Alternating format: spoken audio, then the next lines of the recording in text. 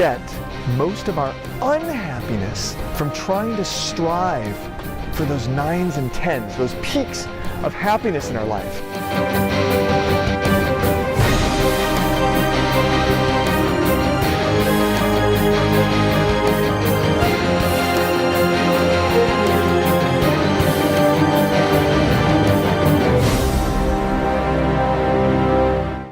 Hi, you guys. I feel very fortunate and grateful that I discovered from an early age one of my greatest passions. This is a photo of me with my first Apple IIe computer and a dot matrix printer. Do any of you guys remember those? Ah, wow, a lot of you guys. Nice. My parents bought this for me when I was 12 years old, and this godsend for me, because my family life was very turbulent and there was a lot of turmoil. And so while my parents were arguing and fighting out in the other room, I could come into my computer room, close the door, and be in control of this little world on my computer. So even though I couldn't control the world out there, I felt like I can control this little world in here. And so, as you can imagine, I fell in love with this computer over the first few weeks that I had it. And I started teaching myself how to program it. And within a few months, I was programming computer games for my friends to play.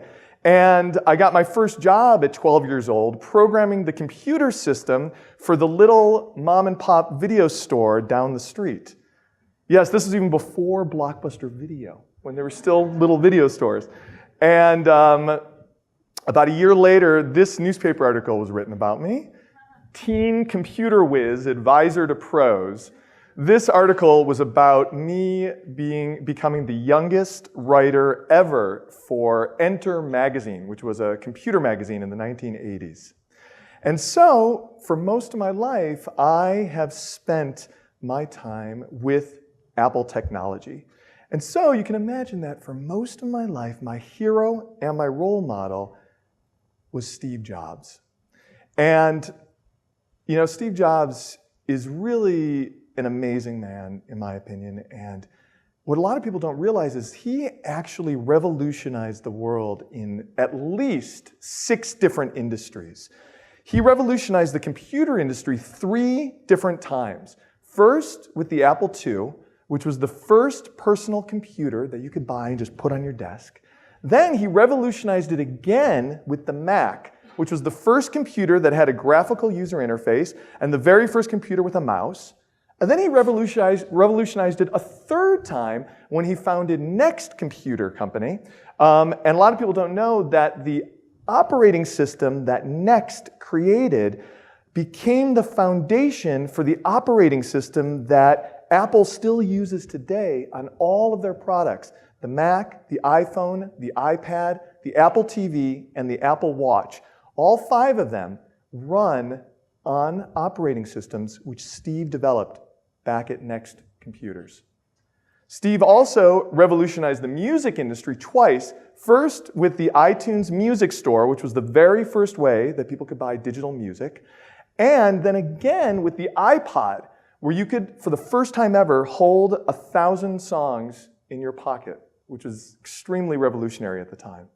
Steve also revolutionized the animated film industry. He was the CEO of Pixar, and they released the very first computer-animated feature-length film, Toy Story.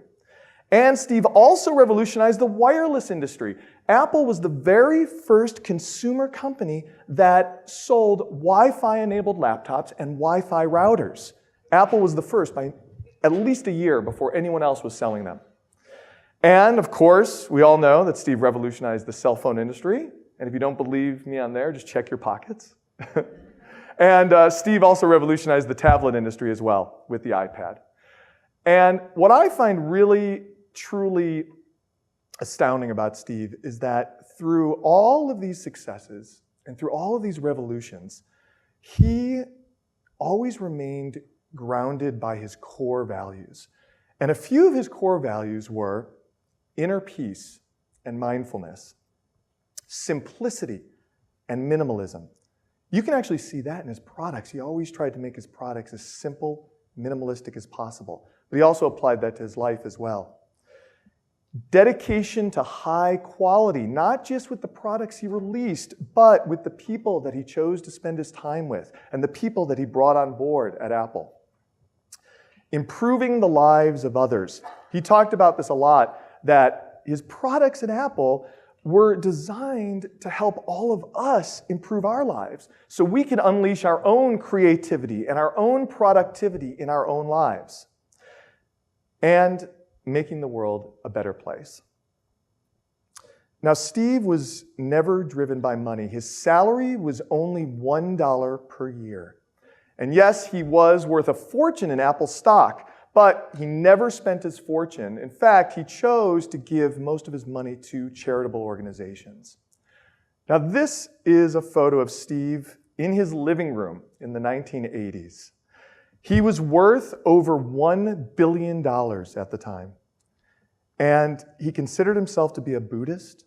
He lived with very few material possessions, and he wore the exact same outfit every single day.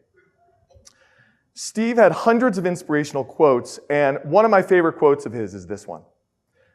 You can't connect the dots looking forward.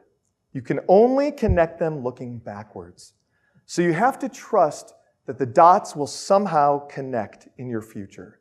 You have to trust in something, your gut, destiny, life, karma, whatever. This approach has never let me down, and it has made all the difference in my life. And another one of his quotes I really love is this one. For the past 33 years, I've looked in the mirror every morning and asked myself, if today were the last day of my life, would I want to do what I am about to do today? And whenever the answer has been no for too many days in a row, I know I need to change something. Now, this quote really got me excited because I had been using my own bathroom mirror for my own daily rituals for 20 years. So when I found out that my hero and my idol, Steve Jobs, was doing a very similar thing, I was like, oh my God, this is unbelievable. And so if it's good enough for Steve Jobs, then it's good enough for a presentation for us. And so I welcome you to the magical power of your bathroom mirror. So let's talk about how you currently use your mirror.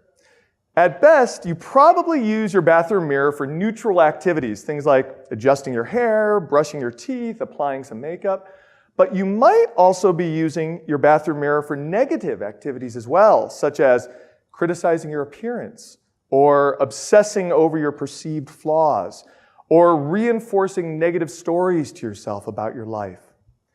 But what if you could use your bathroom mirror for creating positive changes in your life, reinforcing a positive mindset about yourself, bringing success into your life in any area that you choose, overcoming challenges and obstacles, and achieving your deepest dreams and desires?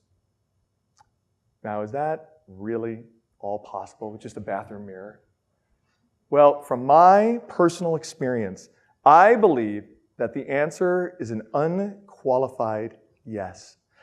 Because there is one simple thing that I have been doing in my mirror, and I believe that it has made all the difference in my life. I believe that all of my major life successes have come from this one ritual that I have been performing in my mirror for 20 years. And that thing is called the magic question. Now, I actually didn't come up with this term, the magic question. I had actually been doing this on my own, and then my friend, Bart Baggett, is the one who came up with the term and called it the magic question. He also wrote a book about it that you can purchase as well, called The Magic Question. So let's talk about what this is. What is the magic question? It is a positive question that presupposes a positive answer for any area of your life that you would like to change, improve, or strengthen. So let me give you an example of a great positive question. A great magic question. How can I experience more freedom while earning more money? Sounds pretty good just hearing that, doesn't it? This is a great magic question because it's a positive question and it presupposes a positive answer, meaning that it presupposes that the answer is actually possible, and it gets your brain to start searching for solutions. So what you do is this.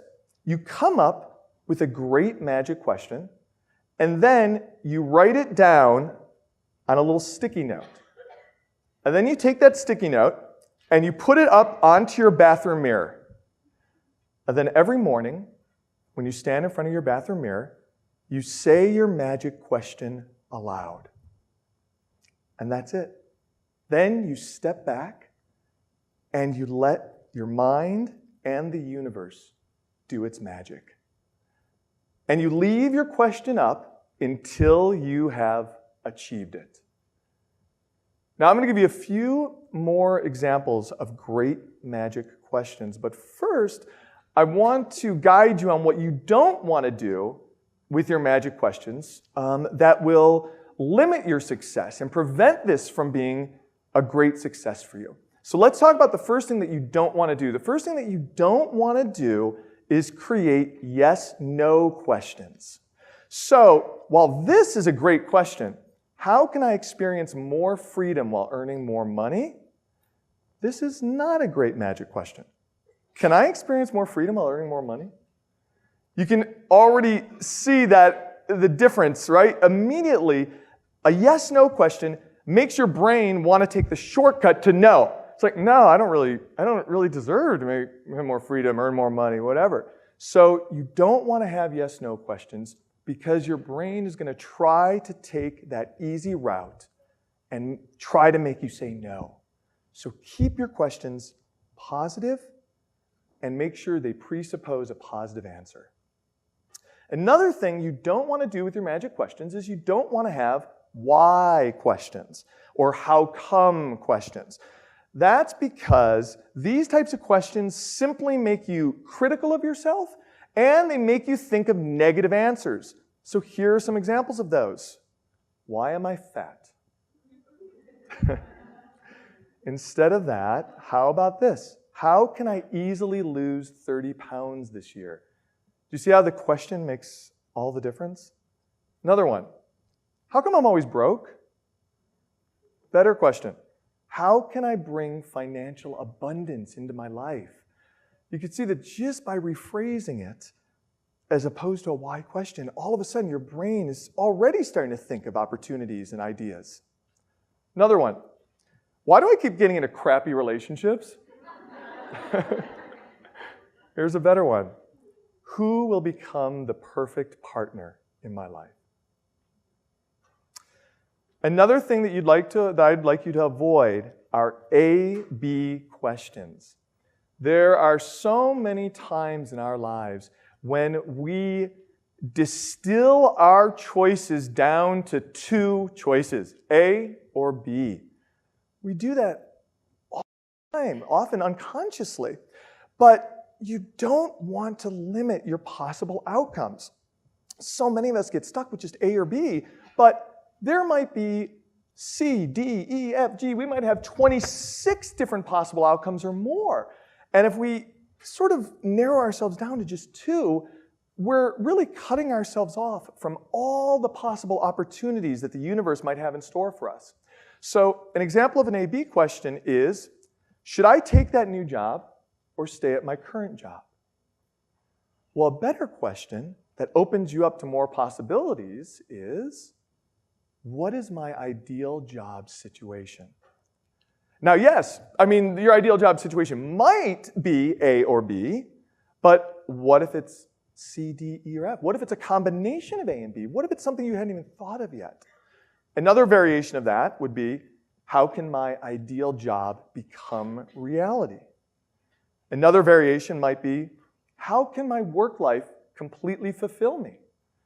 So maybe it's staying with your current job but taking on a new role. Maybe it has nothing to do with A or B, but it has to do with going back to school and coming up with a completely different job. There's a million different things. But these questions open you up to different possibilities. Another example of an A-B question is, should I move closer to my mother or to my son? Right? Should I move here or should I move there? Well, a better question might be, what is my ideal living situation?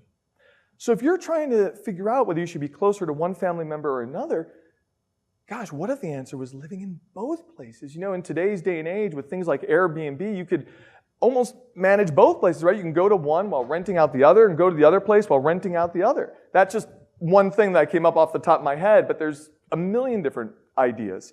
Another question might be, how can I see all of my family regularly? Maybe it doesn't actually require you to move, but make other changes in your lifestyle to see your family. Or another question, how can I best show love and support to my family? Because really, isn't that what that first question is really about? And so maybe the answer has nothing to do with you physically moving somewhere, but maybe it has something to do with you giving your gifts to your family in the best way that you can give your gifts to them without actually having to move somewhere. So all of these types of questions can open you up to many, many different possible answers. So I would like to give you some examples of great magic questions that I have used in my life to great success. So every question that you're about to see are ones that I have personally used and experienced in my own life. What lucky things will happen to me today? This is such an empowering and incredible question because when you say this in the morning and it becomes sort of your top of mind throughout the day, it's amazing how many lucky things really do happen to you on a daily basis. Something as simple as like finding $1 on the ground or someone buying you a cup of coffee or letting you cut in front of them in line at the coffee shop. All these little tiny things that we ignore or don't really focus on during the day. When you wake up and say this question, it's amazing how you suddenly feel like your life is lucky at every turn. Another question. How much laughter and fun will I experience today? This was a really important question for me when I was dealing with the grief and depression of a death in the family. And for over a year, I felt like there was nothing good in the world. And putting this question up on my mirror every day allowed me to notice little pockets of joy, happiness, little bits of laughter throughout the day. I really feel like this got me through my grieving process. Another question. Where is the city I can move to which will perfectly fit my lifestyle? Right? This actually branched out from when I mistakenly got into an A-B question, which was, should I move here or there? And turns out neither of those places were right for me. But when I opened it up to this question, I was able to find the right city for me, which is where I live now, which is Austin, Texas. What social activities will enable me to make amazing new friends? Who will I meet that will bring romance, love, and sex into my life? And when you've had enough of all that romance and sex, then you can actually finally upgrade it to the real question, which is, who's my ideal partner? I had to learn that one the hard way. How sexy do I look today? Thank you. This is a great one, right? Because the answer is either, I just look a little sexy today, or I look a lot sexy. Very, very empowering question. I highly recommend this one. Another one. How amazing is my relationship with my partner? Now think about what a difference this could make in your relationship. Instead of waking up and nitpicking or looking for all the things that your partner isn't doing, if you wake up in the morning and you read this question, think about how many amazing things you will actually find about your relationship during that day.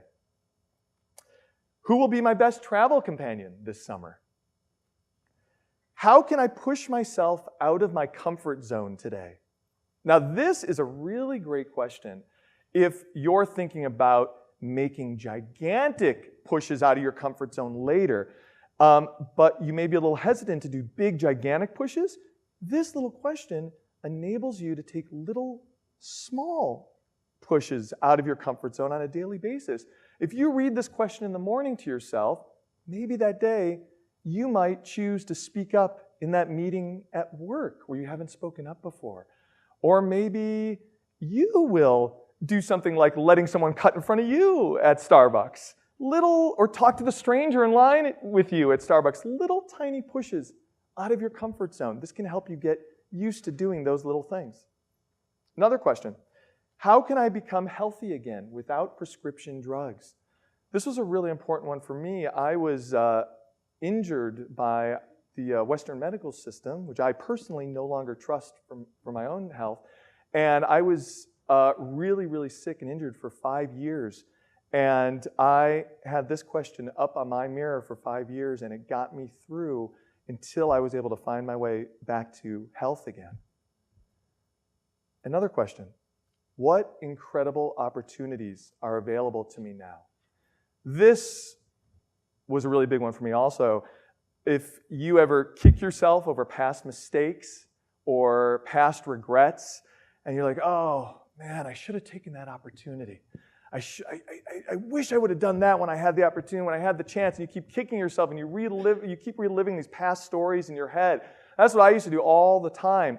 Putting this question up on my mirror allowed me to refocus on the present moment, the here and the now, and realize that instead of me lamenting about all these dozens of things in the past that I should have done better or differently, there are hundreds, thousands of opportunities available to me now that I can take action on or make better decisions on now, today. So let's talk about why the magic question works. Well, the real truth is nobody really knows. So that's the honest truth. But there's lots of different theories about why this works. So let's talk about just a handful of these theories of why the magic question works so well. One of the reasons is that it taps into this psychological phenomenon called selective attention. And what that means is that our brains will start noticing things in the world that we weren't paying attention to before once we prime our brains to start looking for those things. I think a really good example of this is if you guys have ever bought a new car and all of a sudden you're driving on the freeway and you see your car everywhere for the first time, everywhere around you. You guys have experienced that, right? It was unbelievable when I bought my first car. Every car in the road was my car. So the magic question does the exact same thing with your brain.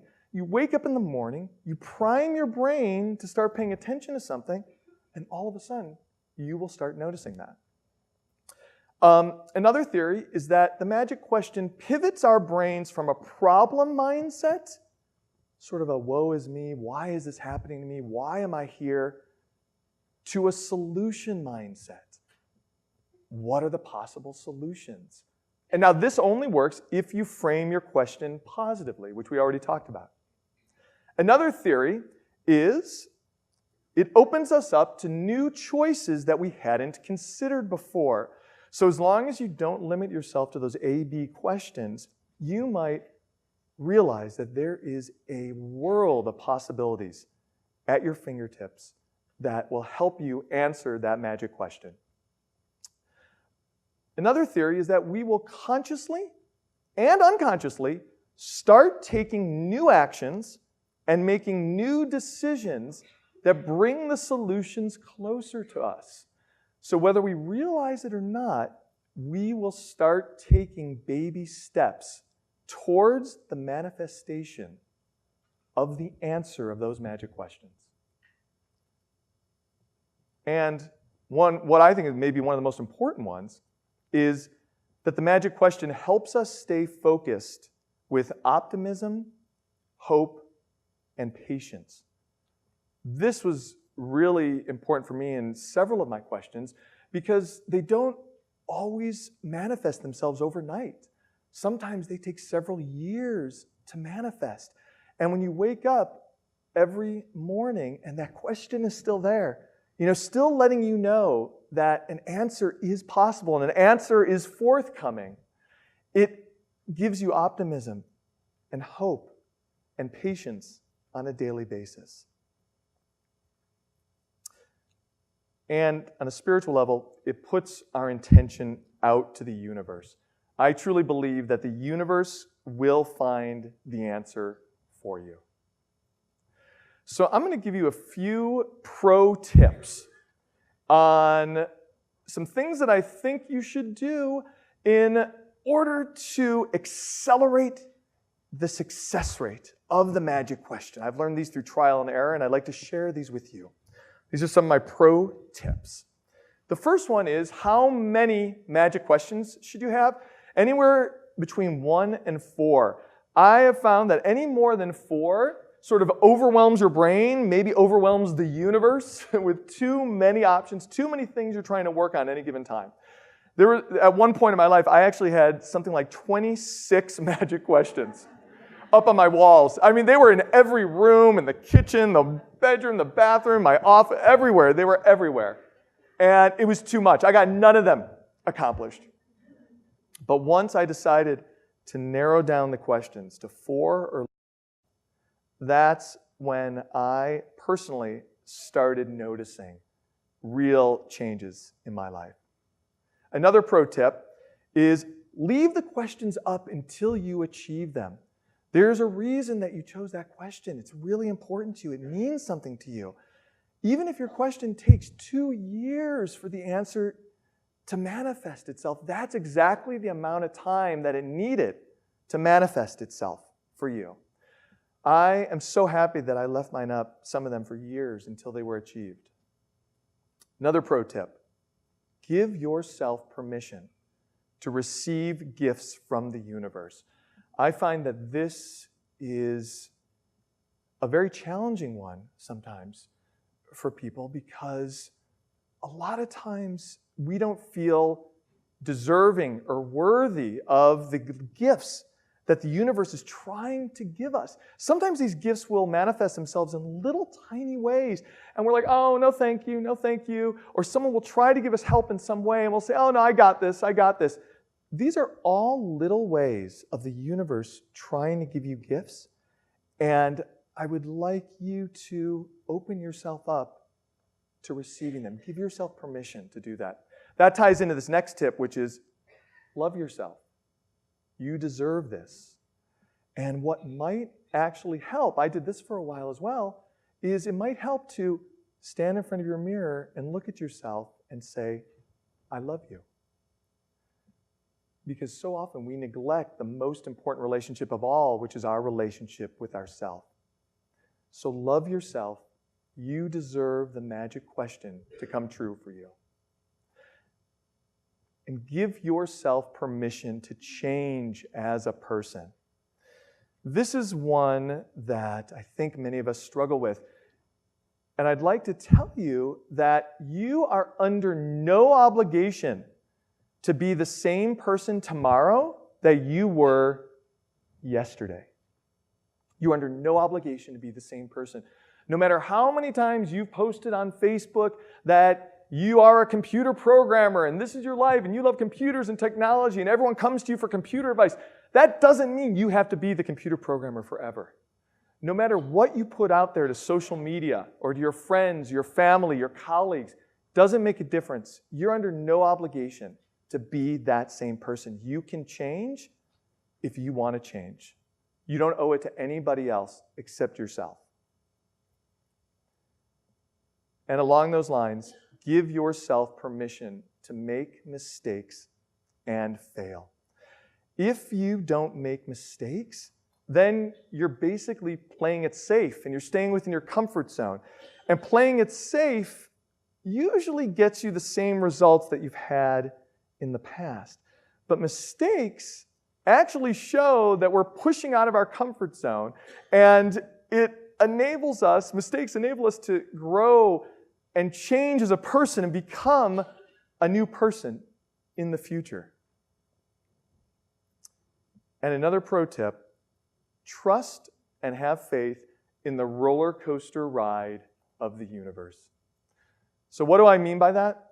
This is what I mean by that.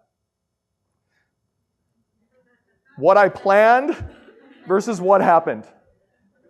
Right? All of us really want this one on the left. That's probably not going to happen. What's probably going to happen is this on the right. But really, though, doesn't that look more fun anyways? That's actually where all the fun is. That's actually where all the joy is. That's where all the growth comes, actually. If it was like the left, we really wouldn't be growing. We really wouldn't be learning lessons, and we probably wouldn't be changing that much. The one on the right is really how we change and grow. And so I'd like to end by telling you a little story from my life about the very first magic question that I ever used 20 years ago. And this was the question that made me a believer. And it starts off when I was in college, and I decided to start up my own computer programming business. And I really felt that this was going to be a success, and this was going to be a service that people needed and businesses needed. But I was slightly off on how many years it would actually take me to build this. I thought I could build it overnight, but it took a couple years. But during the time when I was building my business, I was living off of credit cards. One credit card after another credit card after another credit card. And I kept maxing them out. I kept spending more than what I could afford, and I kept getting more credit cards and more credit cards. And it got to the point where I could no longer get any more credit cards. No one was approving me anymore. And I was so saddled by debt. And what was even crazier is I was paying my rent with cash advances off these credit cards. These are terrible mistakes. You know those cash advances are what, like a zillion% interest per month, something like that? So it got to the point where, it was already at the point, but it got to the point where I was beyond able to service my debt. I was $37,000 in high interest credit card debt. And to put that in perspective, in today's money, due to inflation, that was well over $60,000 in today's money of high interest credit card debt. I could not even make the minimum payments, which were thousands upon thousands of dollars. I had no money to my name at all. I was living with friends. I could not even afford a $5 sandwich at Subway. I had no money to my name. I was living off of food that my friends would give me. I was living on friends' couches. Thank God for my good friends. I was essentially homeless, but living with friends.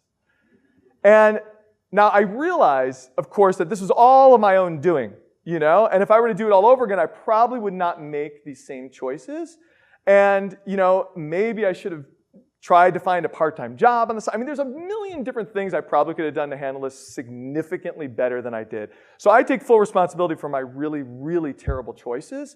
But at that point, it was too late. I was already in what in today's money was $60,000 in high-interest credit card debt. And at that point, I had to figure out what to do. So I didn't know whether I was going to declare bankruptcy or what. And of course, I called my parents to ask them to bail me out. And to their credit, they did not say no. They said, hell no. They said, you got yourself in this mess, and you better get yourself out of this mess. So I really didn't know what I was going to do. And the funny thing is, my computer programming business was starting to pick up steam, so I thought there would be a light at the end of the tunnel. So what I did was, I wrote this on a sticky note. How can I get out of debt before the end of the year? And I wrote that on a sticky note, and I put it up on my friend's bathroom mirror. And I got to tell you something. This seemed like an impossibility because it was June. Even if it was January, it probably would have still felt like an impossibility. But there was only 6 months left to the end of the year. So I said this to myself every morning. And one day, I was at an actors networking event. Because while I was broke, I might as well be hanging out with the broke actors, right? And I was at this actors networking event, and in the corner of the room, I overheard some guy talking about how he was just on a game show where he had won $21,000 in cash. Now, it's funny, right? Because in retrospect, it turns out that people in this networking group, which I had been attending for a while, had been talking about that game show for months. And I had probably heard it a million times, and it went in one ear right out the other. But it wasn't until this question was up on my wall that all of a sudden, when this suddenly came up in conversation for probably the 30th time, the alarm bells started ringing in my head like, oh my God, go talk to this guy. And so I went over and I talked to him, and he told me how I could audition for this show. And I went down, I was living in Los Angeles at the time, and so I got an audition for this game show. It was called Majority Rules. It was on NBC. And I don't know if you guys have ever auditioned for a game show before. It's a very grueling process.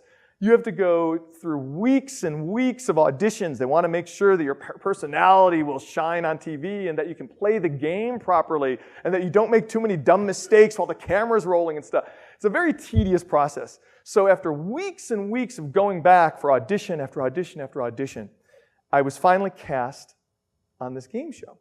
But there was another little twist. This game show, when they cast you, you actually were not guaranteed to get up on stage. You were actually just cast into the audience with 1,000 other people who had also passed the audition.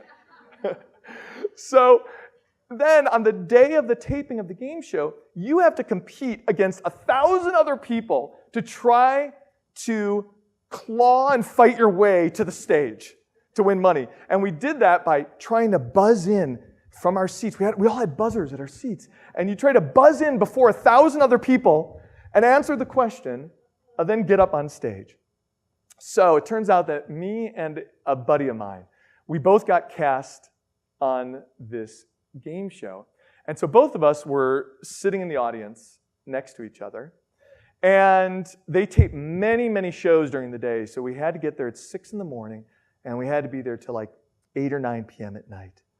And so my buddy and I spent the entire day sitting in that audience, buzzing and buzzing and buzzing, buzzing. And it was terrible. It was terrible. We never got on the show, up on the stage. It was 6 p.m., and we never got up on that stage, right? We watched everybody else get up on stage around us. Well, that's not really true. There were probably 990 of us that didn't get up on stage. But all these hours, we were in the audience, and we were exhausted, and we were bitter, and we were angry, and we felt resentful, and we felt like we deserved to be up on stage. So I turned to my buddy. I had the bright idea. I said, let's get the hell out of here. And so we snuck out of the sound stage. Technically, you're not actually supposed to leave, so we actually went out through a fire exit. The whole alarm went off, the whole thing. It was kind of a disaster. But we went out to our cars, and we drove away. And we were driving next to each other on the way back. And on the way home, I had a brighter idea. And so I said to my buddy, I flagged him. I said, hey, pull over, pull over. And we pulled over to the side of the road. And I said to him, look, no matter what we do the rest of the night, no matter what we do, nobody is going to give us the opportunity to win $21,000. And so I think we should turn back and go back into the audience again. And he agreed with me. And if you think it's hard sneaking out of a soundstage, try to sneak back in. Much more difficult. But we ended up back in the audience, back in our seats again, and amazingly, don't know how it happened, within 5 minutes of us sitting down, both me and my friend got up on stage to compete against each other together. And so here's a picture. That's me on the left with the $400 under my name. And my buddy is all the way on the right with the $500 under his name. And amazingly, my friend walked home with $1,700 that day. And I ended up becoming the biggest grand champion that this game show had ever seen in the history of the game show. I won $37,000, which was the exact dollar amount that I was in debt. And this is me jumping for joy.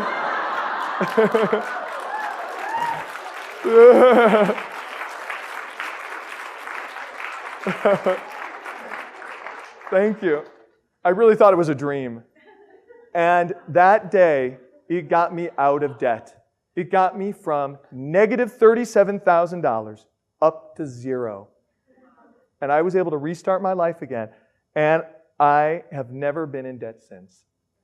And my computer programming business did succeed and did take off. And real quickly, I'm just going to go through a couple other magic questions that I put up on my mirror as well. Another one I put up was, how can I get cast in a professional Hollywood movie? And I was lucky enough to get cast in an HBO film called High Voltage, starring Antonio Sabato Jr. and Shannon Lee, who's Bruce Lee's daughter. Very fun experience. Another magic question I put up, how can I create my own comedy show and perform it around the country? Not only was I able to create my own one-man comedy show, but I was able to get one of my comedy heroes to direct me. Richard Klein, who you may remember, he played Larry on Three's Company. You guys remember him? That's him on the left there. I actually was able to get him to direct me in my own one-man comedy show around the country. One of the greatest experiences of my life. Another question I put up, how can I create a viral hit YouTube video? I created a video called Shit Apple Fanatics Say, and it went viral with almost 4 million views on YouTube. Another question, how can I share my Apple knowledge with as many people as possible? And I ended up becoming one of the contributing editors for Mac Life magazine for 3 years, which is one of the nation's largest Mac magazines. This is actually back when magazines existed. So I worked with them for 3 years. Another question I put up, how can I get my body in shape? This shows the transformation that I went through over a 6-month period. For me, the solution for me came from following the ketogenic diet to prevent new fat from forming on my body, and intermittent fasting, which allowed me to burn my existing fat. That was the success for me. And I was able to transform my body in just 6 months, and it's stayed off for 2 years. 2 years now. Another question. How can I inspire people on a daily basis? And so that's what I am doing now. I'm now transforming my business. I'm sort of shutting down the computer programming side of my business as I shift into giving inspirational and motivational speeches around the country. I also created a speech that I give to high school students around the country called Be Weird. And I'm really proud of this speech because it's the speech that I wish that I had heard when I was a high school kid.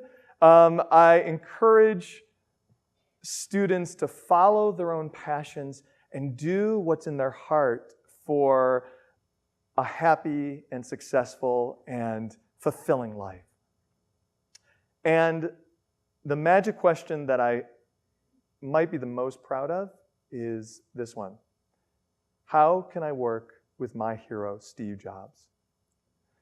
And I'm so grateful that I was able to spend 6 years traveling around the country with Steve and the Apple executives, opening up the first 21 Apple retail stores in the country and speaking for them at all of their major events nationwide.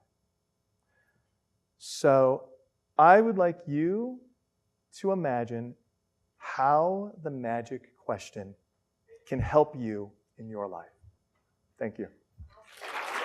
Thank you.